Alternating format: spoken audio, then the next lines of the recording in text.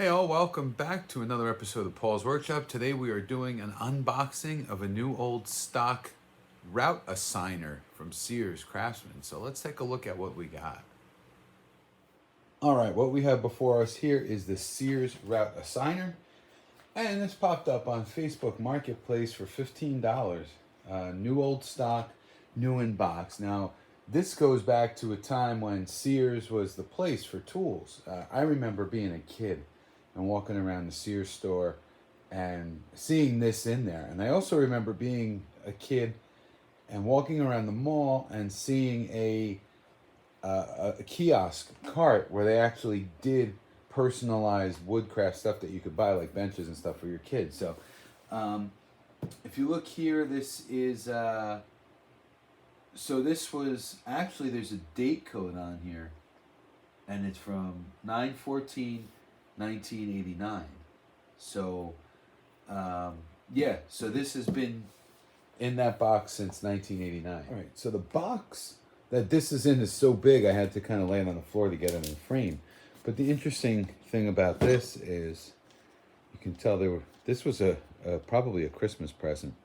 You can see a little bit of wrapping paper attached to it. So the box is held together with these staples. So I think the best way to do this is probably lay it down on its face and just start opening. 35, 37, whatever years of being sealed, and we're going to see what's inside. Crazy.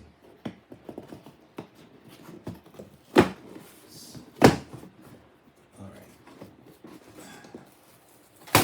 Uh-oh. There we go. Okay. All right, so we have quickly and easily convert your router into a highly versatile plunge router. So they're selling, this is your advertisement for a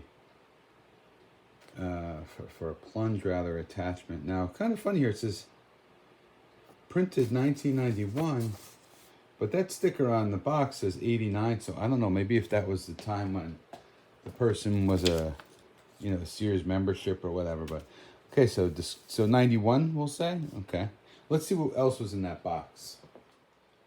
All right, so next up you get this I guess this work table, work surface that this all goes into. Our instruction manual, which looks like it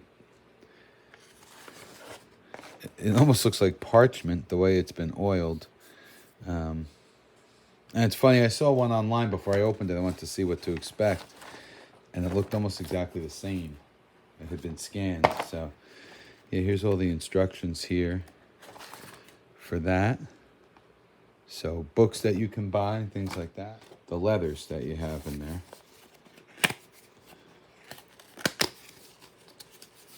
Yeah, big old stack here. Okay, and they're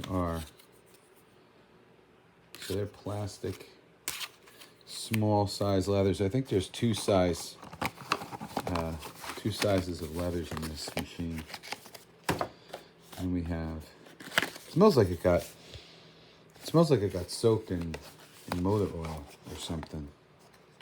That's maybe why that looks that way. Okay, and you have a larger font size leather here. All right.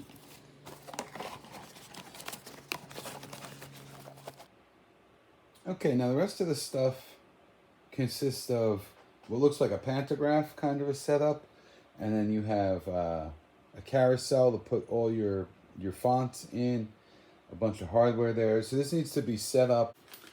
All right, we have our unboxing with a pile of parts. Hopefully they're all there, because there's no way we're going to be able to get any missing parts back at this stage of the game. This thing, it's made in USA, and we do have a bag of parts here. The only kind of bummer about this thing is a lot of it's made of plastic, even like the fonts and stuff. But I guess to make it lightweight and actually affordable, they went with plastic. So I couldn't find any videos on assembly or use of this thing on YouTube. So I figured, what the heck, let's do one here. We're going to assemble this. And we're going to have to read the instructions like we did back in the 90s. And then hopefully we can make a sign that says like Paul's Workshop or something. So what it's asking us to do is to take this, they call this the template holder, put it on the table lining up the slots. 2 sets of slots. Use the set to the left. And be sure the 3 spacing holes are to your left. Secure it down, blah, blah, blah. So this is going to go off to the other side. All right, so funny thing here, I think they put the sticker on upside down. So here I have this thing in front of me. But if you look, there's the slots here where the template's supposed to go. Those slots are here. And I had this flipped around because, hey, the thing says Rout-A-Signer. It looks like they have that upside down. So that's kind of funny, but all right. Anyway, let's continue on. Okay, next up, you're going to want to get this long shaft with the threads on the end and feed it through. Put the wheel with the washer on, and then you're going to flip it, and then you're going to put your cotter pin in here, and that's going to keep this from rotating when you try to tighten it or loosen it. Next up, you need to assemble the clamp end, the other, like the locking end of the clamp. So there's a little spring that's going to go in here in between, and you know, you got to drop this locking part inside the clamping fence, and that's going to give this like some spring action so it locks along that shaft that we put in, so then you can clamp your work back there. All right, so now you should have something, part of your spring is in here, and then the other part butts up to this this clamp here, and then we're going to slide that on the bar. All right, and now you see you have this, so you can slide it back, and then it's here, so it's just making kind of like a workpiece bench clamp. So you want to release it to move it close in and out, whatever you want to do, and then that's set up now to hold your workpiece. Okay, next up, it wants you to take the carousel, kind of like just like the old slide carousel where you put your slides, and you take all your leathers out and you can place them in this carousel so you can just grab them as you need them. I'm not going to do that just yet because I don't want those things falling all over the floor. Okay, the next thing you need to do, you got to find this little O-ring, which I guess is going to help keep this from falling through. You have your stylus part here. You have this clamp that goes in, and then the stylus here with a nut.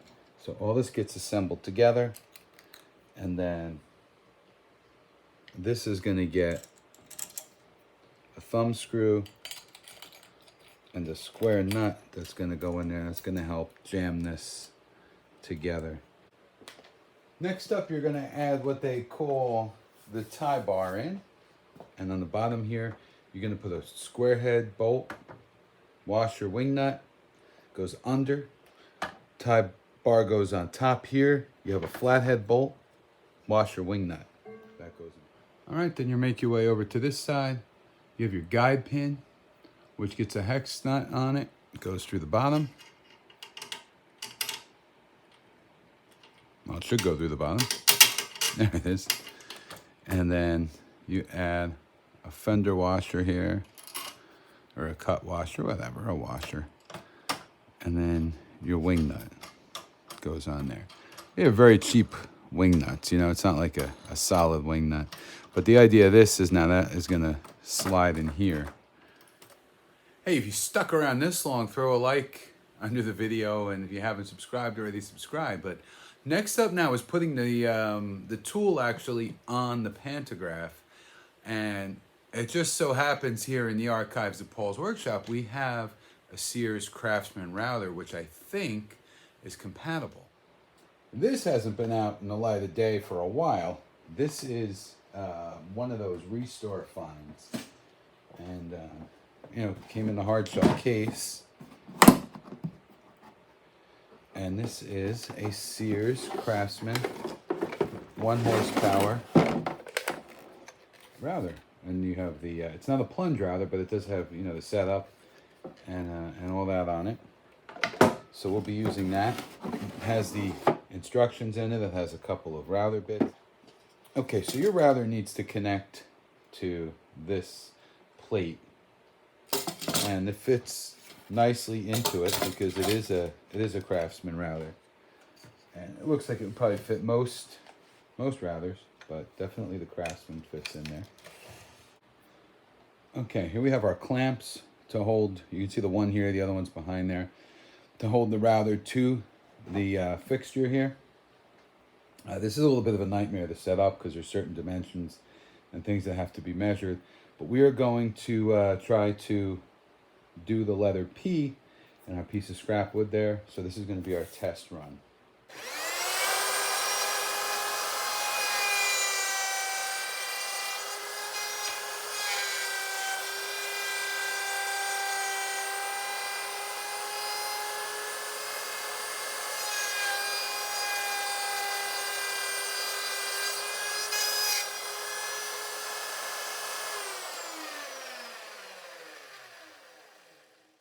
All right, let's see what we got.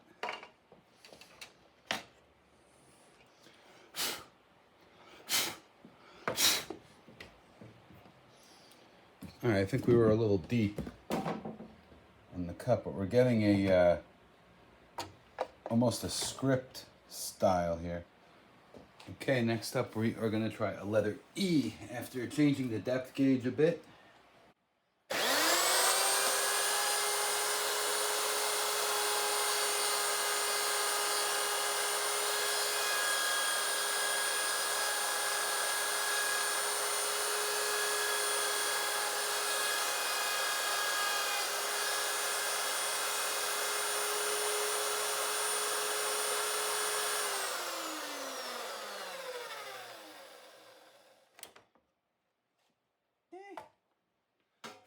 It's alright. You can see we need a little more practice, but there's our P from before.